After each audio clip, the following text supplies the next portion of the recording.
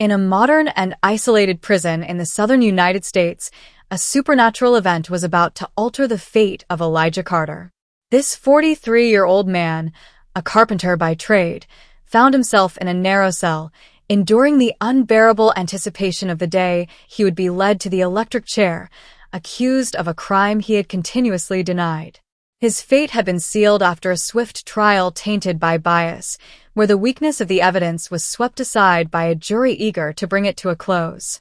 Elijah, faced with this brutal and unjust sentence, embodied the tragic face of miscarriages of justice in an imperfect system, haunted by injustice and haste. With each rising day, Elijah felt the weight of his situation grow heavier.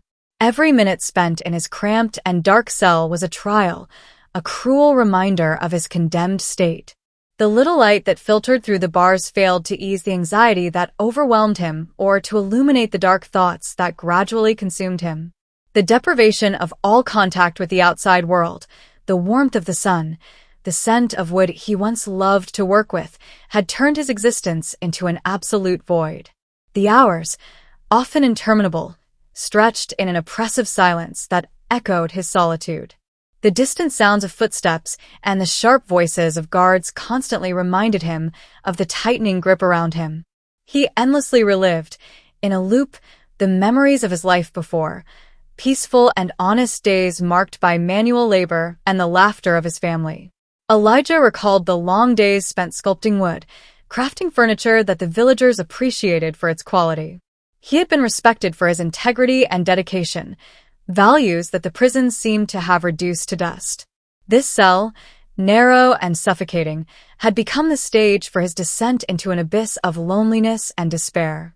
Elijah felt like a ghost, a man erased, reduced to a mere number in the prison records, doomed to disappear. The contrast between his former life and the reality that surrounded him was brutal. Imprisonment, darkness, insomnia, each day brought him closer to the inevitable. To avoid falling completely, Elijah tried to cling to the few bright memories he still had the strength to summon. He thought of his wife, the laughter of his children, the evenings spent with family around the fire.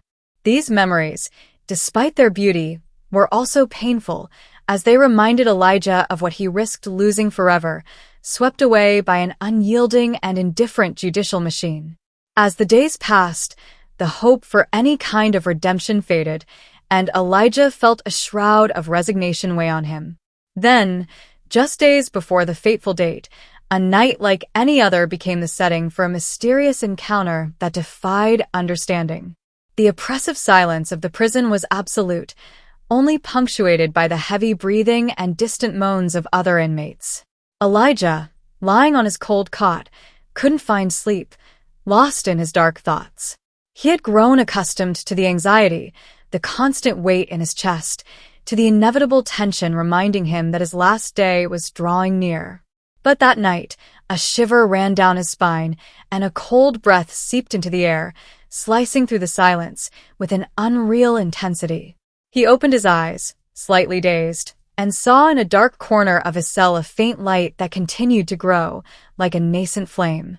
Slowly, this ghostly glow expanded, revealing the shape of a figure. At first, it was blurry, like an uncertain shadow. Then it sharpened, becoming that of an old man whose features reflected wisdom and kindness.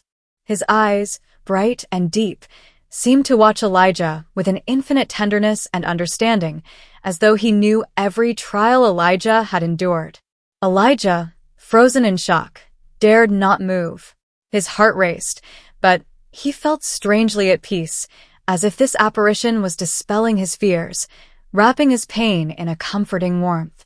The old man spoke no words, but in his silence, there was a language. His very presence seemed to whisper ancient truths, a quiet strength that surpassed human injustice. Slowly, with a supernatural gentleness, the apparition moved toward Elijah. It raised a translucent hand and gently placed it on his forehead. At the touch of this immaterial hand, Elijah felt a deep energy flow through him. It was as though a warm light was circulating through his body, soothing his fears, erasing his fatigue, and reminding him of forgotten memories of joy, peace, and love. His thoughts cleared, and a rush of long-buried sensations, memories of simple, forgotten happiness, surfaced once again. A message then etched itself into his mind, clear and powerful, like an inner voice rising from the mist. The truth will triumph, even if it takes time. Keep hope, Elijah. These words resonated within him, both a promise and a blessing, as though someone were assuring him that his suffering would not be in vain, that a justice greater than that of men was watching over him. The apparition slowly moved away, the light fading bit by bit, but leaving behind a nearly tangible atmosphere of serenity.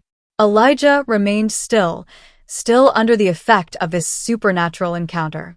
The cold of the cell seemed to have dissipated, and within his heart, a new spark had ignited. For the first time in months, he felt something other than fear and resignation, a fragile but persistent hope. In the following days, an odd serenity settled within Elijah. Even in the face of the guards and the concrete walls that seemed to condemn him, he retained that inner glow, that unshakable strength. He now had an intimate conviction that this injustice could not last forever, that something, somewhere, would break the invisible chains of his fate. Finally, the dreaded day arrived. Elijah, dressed in the orange uniform of the condemned, was escorted down the death row corridor, his wrists handcuffed and his ankles bound by chains that clinked with each step.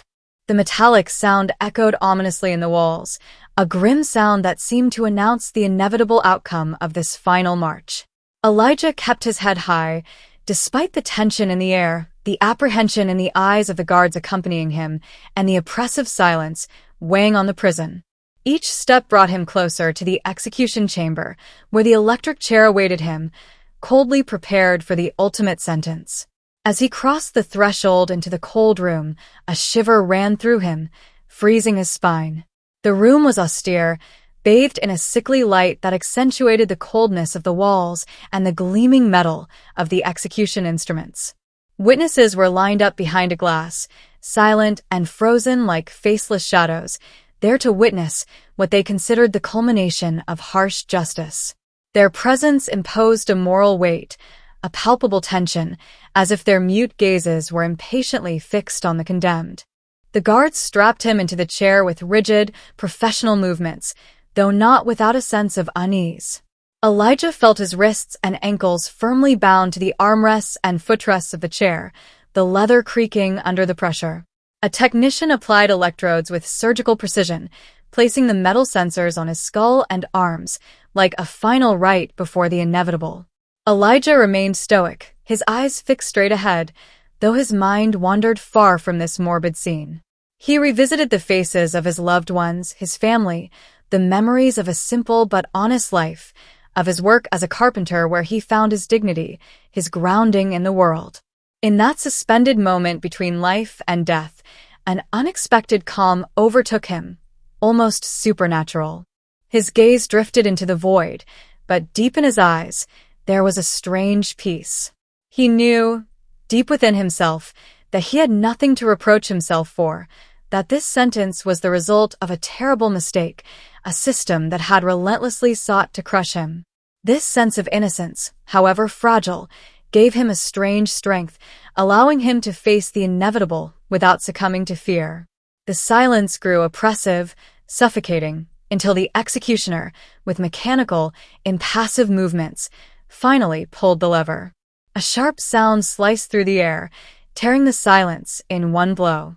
The electric shock coursed through Elijah's body, an intense and relentless jolt. His muscles contracted under the current, his body convulsing in an involuntary spasm as the tension rose. The acrid smell of burnt flesh soon filled the room, infiltrating the air and leaving a metallic taste in the witnesses' mouths. Several of them, unable to bear the horror of the scene, turned away, their hearts knotted, murmuring silent prayers or closing their eyes to the raw violence of the moment. Then, after what seemed like an interminable few seconds, the machine stopped. Silence fell in the room, dense and oppressive, leaving space for a morbid anticipation.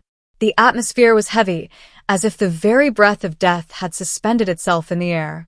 The prison doctor, pale and tense, approached to pronounce the final verdict, confirming what everyone had thought inevitable: Elijah's death. But to everyone's astonishment, an incomprehensible event occurred. Slowly, as if emerging from darkness, Elijah opened his eyes. His eyelids fluttered, his chest rose slightly, and, against all odds, he weakly lifted his head, his gaze distant and undefinable, like that of a man who had briefly glimpsed the afterlife. The doctor, struck by shock, stepped back a pace, but an irresistible force compelled him to check Elijah's vital signs.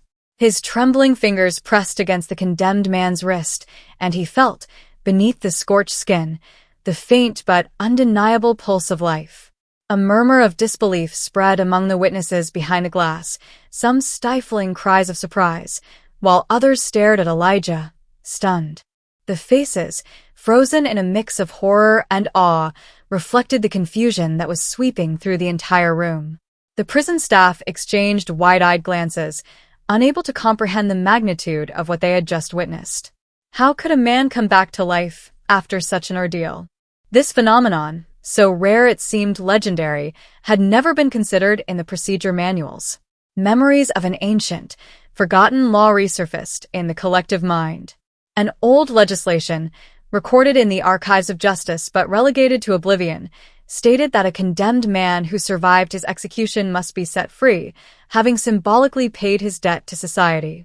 This law, almost mythical, haunted the minds of those present, making them glimpse a justice beyond the human realm.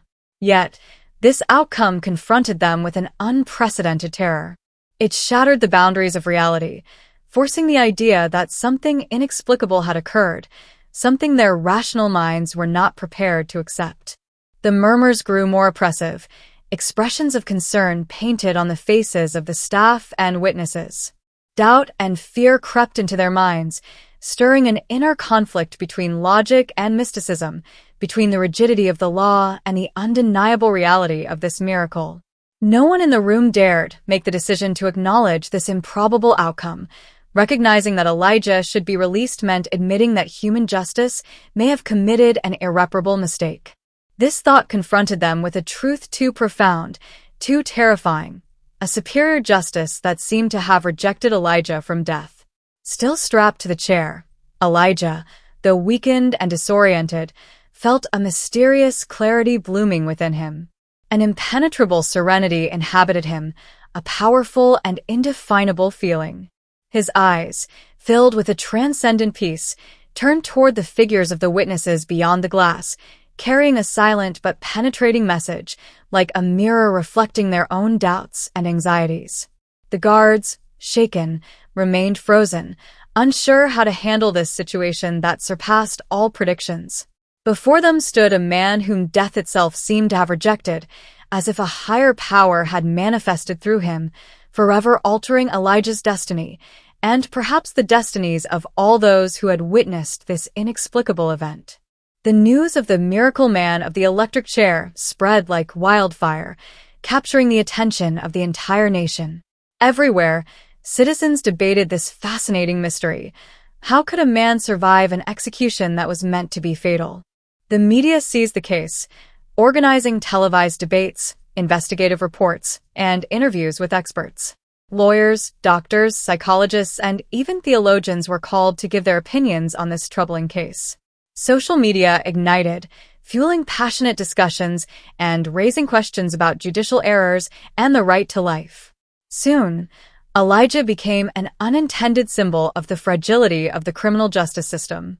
Faced with mounting media pressure, the authorities had no choice but to launch a thorough investigation. Elijah's trial, which had previously gone unnoticed, was now scrutinized under a magnifying glass. Journalists and human rights activists uncovered disturbing details, witnesses who had suddenly changed their testimonies, material evidence that appeared tampered with, and experts whose conclusions were dubious. The gaping flaws in his trial were now exposed, revealing a judicial vendetta motivated more by the desire to close the case than by a search for the truth.